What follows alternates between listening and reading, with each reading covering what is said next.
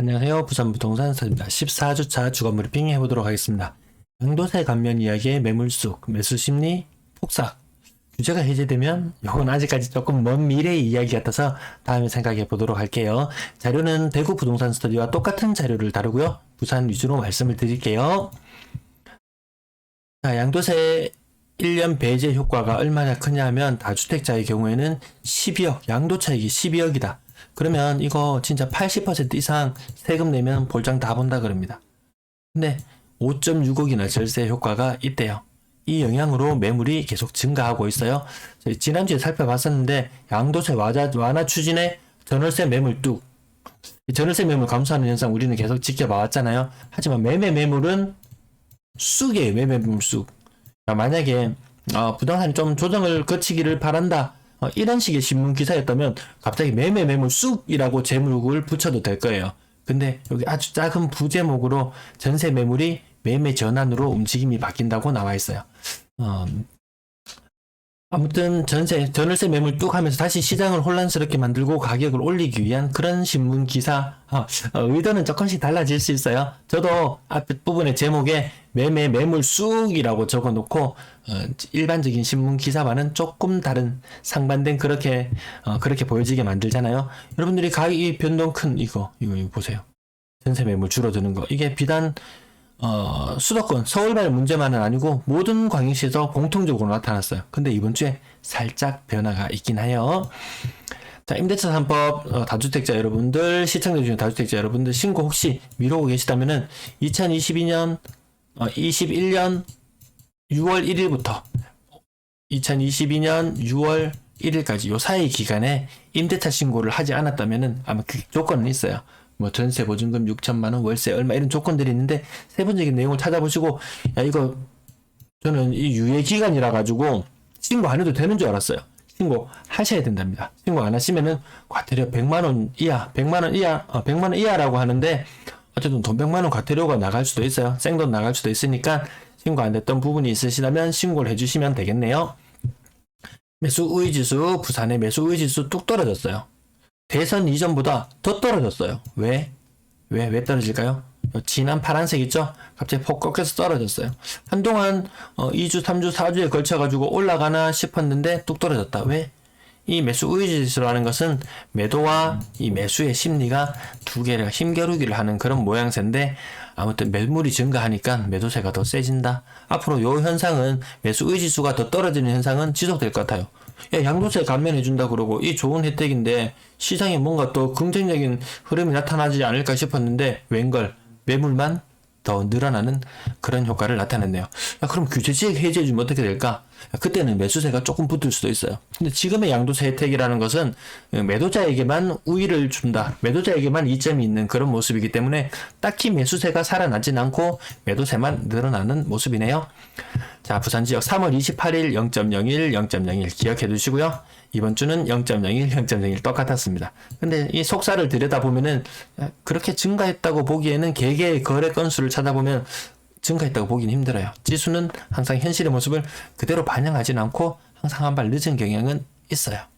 그리고 여기 심리적인 부분을 많이, 객관적인 데이터라기보다는 심리적인 것이기 때문에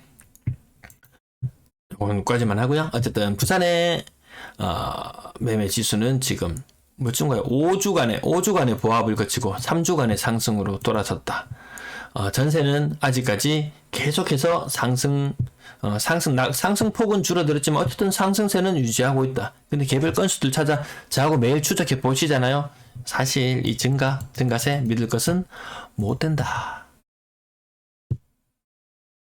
자, 매매 거래량 살펴보시면 부산의 매매 거래량 많이 늘었어요. 이렇게 늘어난 곳은 현재까지 아직 신고 집계 중이기 때문에 정확한 자료를 다 알 수는 없지만 어쨌든 매매가 증가하는 곳은 4군데인데 그 중에서도 유달리 부산이 매매 증가가 더 많이 이뤄졌어요. 근데 매매 증가 단기간에 이 흐름을 보면 야 대박이네.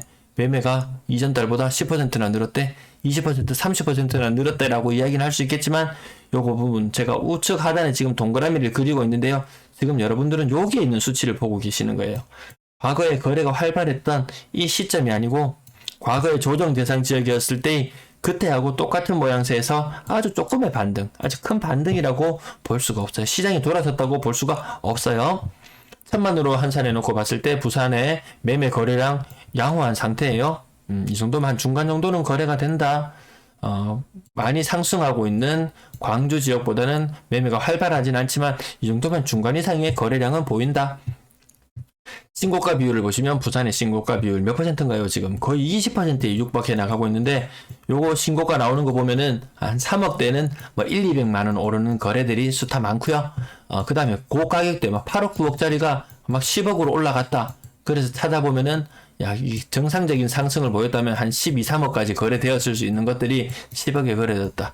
신고가로는 보이지만 신고가가 아닌 것들, 신고가지만 신고가답지 않은 것들, 이런 것들이 상당히 포함되어 있다. 하지만 비율은 계속해서 20%를 유지하고 있다. 자, 거래량은 얼마나 늘었나 보니까 대선 이전 한 300건, 400건 물론 거래될 때도 있었어요. 많을 때는 500건까지도 거래될 때가 있었어요. 여기 설 연휴가 있을 때를 제외하고는 많으면 400에서 500 거래되었는데 그 정도 수준까지는 회복했다. 하지만 그렇다고 뭐 그렇게 많이 대선 이후에 늘어났다고 보기에는 좀 무리가 있어 보이죠. 전세 거래량 살펴보시면 부산의 전세 거래량 1963건 요거만 봐가지고는 잘 모르겠어요. 진한 파란색. 어쨌든 타 광역시 대비 인천과 부산을 이렇게 같이 견주어 본다면은 일단 뭐 크게 거래가 떨어지는 느낌은 아니다. 하지만 인구 1000만으로 놓고 봤을 때 한 중간 정도, 거래가 완전 많고 잘 되는 줄 알았더니만 인구 1000만으로 환산해 놓고 보니까 한 중간 정도에 머무르고 있더라. 진한 파란색 거래량.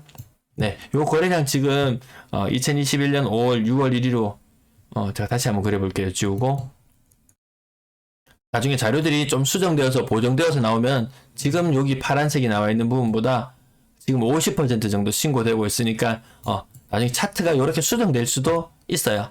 차트가 요 앞에 거래에서 봤을 때도 여기 지금 나타나는 거래량에서 살펴보시면은 진한 파란색 훨씬 위쪽보다 거래량이 지금 얼마인가요? 평균적으로 한 3,000건 조금 하회하는데 이게 5,000, 6,000 위로 차트가 이렇게 수정될 수도 있어요. 언제부터? 2021년 5월부터 요 시점에 거래량이 나중에 상당히 보정될 수도 있습니다. 하지만 그건 갑자기 시장 분위기가 돌아서는 건 아니다. 다만 과거에 누락되었던 건들이 다만 등재될 뿐이다. 근데 궁금한 건요. 그때 누락되었던 거래 금액들이 과연 높은 것들이 숨겨져 있었을지 낮은 것들이 숨겨져 있었을지 상당히 궁금해지네요.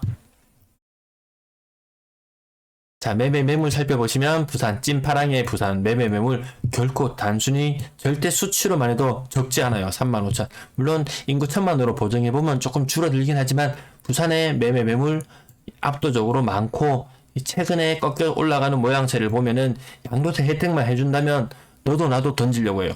야, 양도세 혜택 그거 필요 없어. 다주택자 집은 무조건 소유하고 보유하는 거야. 많을수록 좋아. 웬걸 많이 가져본 사람은 알아요.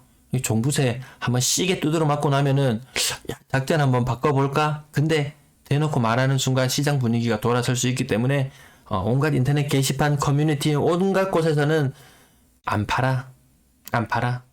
가지고 갈 거야 라고 표면적으로는 이야기를 하지만 뒷구멍으로는 매물을 내놓고 있다. 그게 이 차트로 드러나는 거예요. 제가 차트를 추적하는 이유는 그런 숨은 의도들을 파악하기 위함이죠.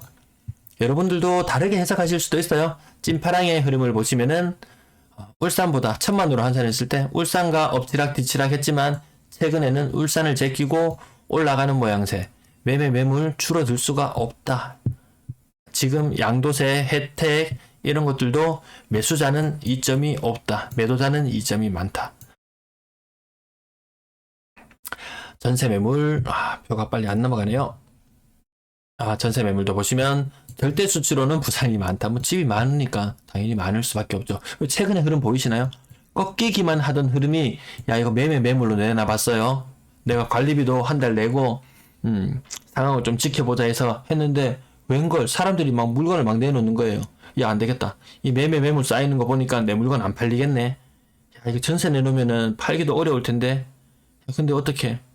이거 전세 안 빠지면 전세 임차 보증금, 임대 보증금을 돌려줘야 되는데 돌려줄 돈은 없는데 나도 한번 뻗대볼까 하고 그냥 매물로 내놓고 전세를 잠깐 접어봤는데 이거 효과 없네 하고 다시 매물이 나올 수 있어요.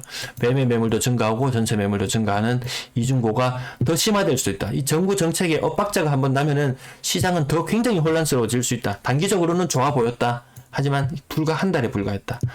한 달 차나에 머무를 수도 있다.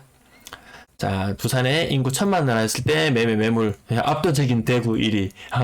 대구 확실히 전세 시장이 약할만 하죠. 부산은 지금 이 정도 수준에 머무르고 있는데 전세 지수가 계속 플러스를 유지하고 있다. 의문이 가는 부분이 있습니다. 그래서 울산이랑 어딘가요? 광주는 매물이 인구 1,000만으로 한산해 놓고 봤을 때도 매물이 그렇게 타 광역시 대비 매물 개수가 적은 편이잖아요. 얘들의 상승은 나는 인정하겠다. 근데 인천 또 어딘가요? 대전 이런 것도 전세 약세를 보였는데 부산만 더 강세다? 이해할 수 없습니다. 시청해주셔서 감사합니다. 즐거운 주말 되세요.